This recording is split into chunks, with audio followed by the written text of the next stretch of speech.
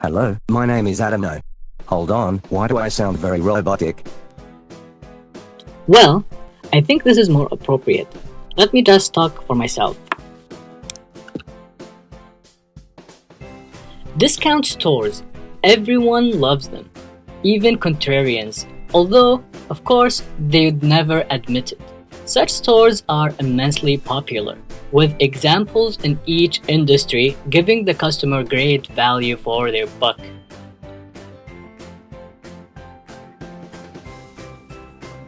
I don't know about you, but when I think of discount stores, first thing I think of is Walmart, the largest discount retail store in the world. So, what is its story?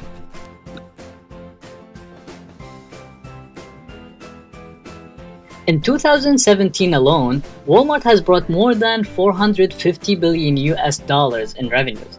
That is more than the combined annual revenues of Apple, Amazon, Coca-Cola, and Walt Disney. And the Waltons family, who are the owners of Walmart, are the richest family in the United States. Walmart is frighteningly successful, you get the idea. But how? Since it was founded in 1962, the chain store has spread like wildfire, but more on that later. Their success lies on their large scale of operations and economy of scale. Due to its large scale of operations, it can control both ends of the supply chain.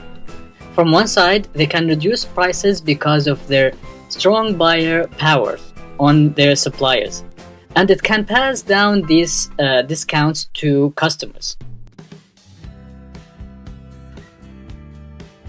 But enough talking about the past, and let's talk about some of Walmart's present sustainability initiatives.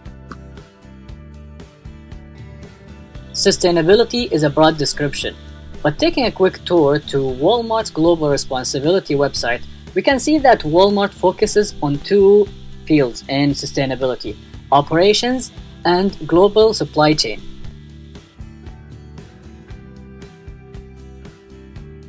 First, in operations, Walmart tries to reduce energy intensity and emissions, eliminate waste, and Project Gigaton.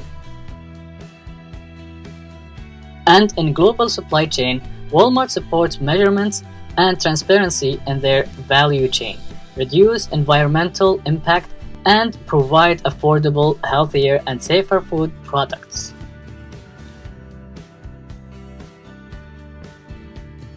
We can see how Walmart's sustainability program lines perfectly with the triple bottom line that we have studied over and over in class.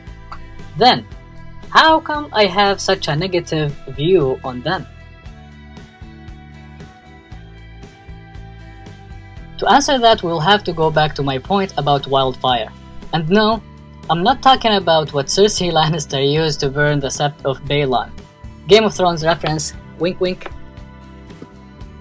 With all jokes aside, I will show you two videos, one of Walmart's growth since it was founded in the 1960s and another of Target's growth. Tell me if you can spot the difference.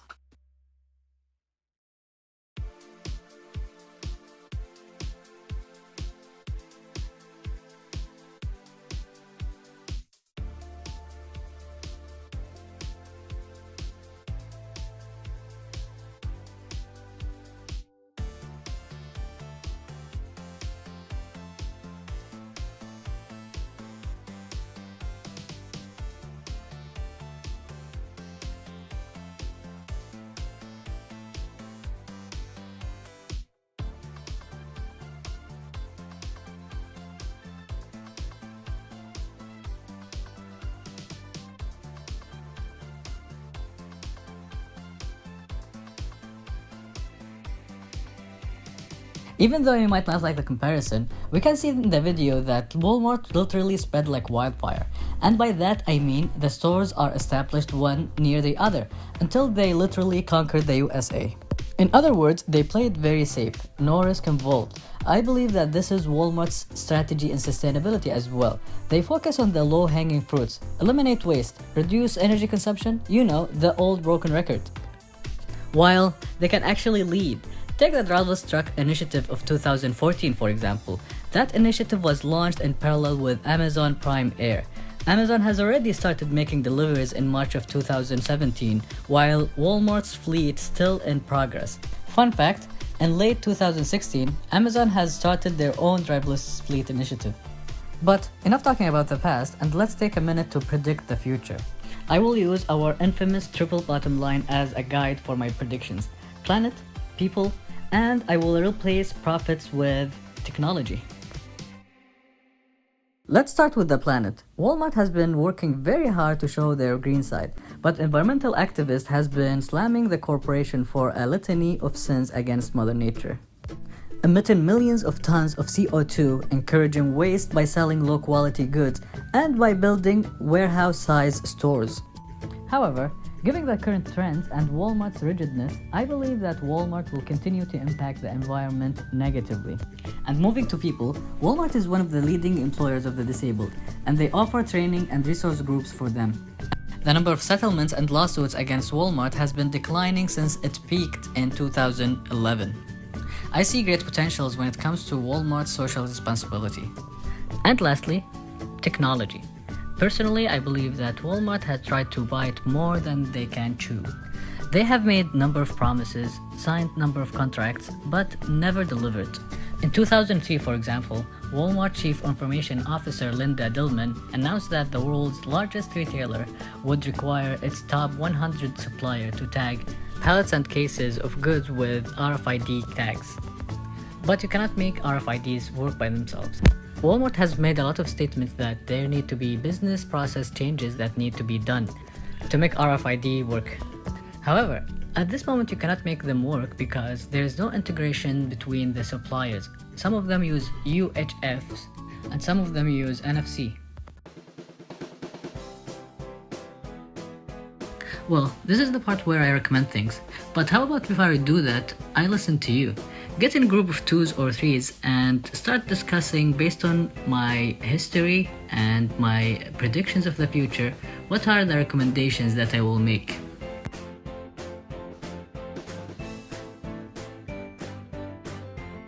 Good recommendations, especially you over there. You are very special to me.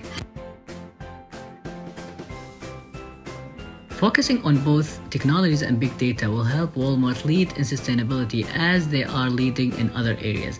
But this is easier said than done. I believe that Walmart will need to change its company culture. As mentioned in the lecture, Walmart is very rigid when it comes to its culture. For example, we have discussed in class how Walmart's supply chain, especially when it comes to warehouse operations, was mainly paper-based, with very little data transparency. First is changing Walmart's culture through people, and by people I mean customers. An example of how people matter is actually what is topping Walmart's driverless fleet. The media are bombarded with negative articles about how driverless truck will put people out of jobs. I believe that the right media to change people's opinions is through social responsibility. It seems to me that Walmart has already learned from their mistakes through the lawsuits filed against them. To change people's behaviors, on the other hand, Walmart should follow the theory of planned behavior. The behavior in this case is the implementation of technology, namely driverless trucks.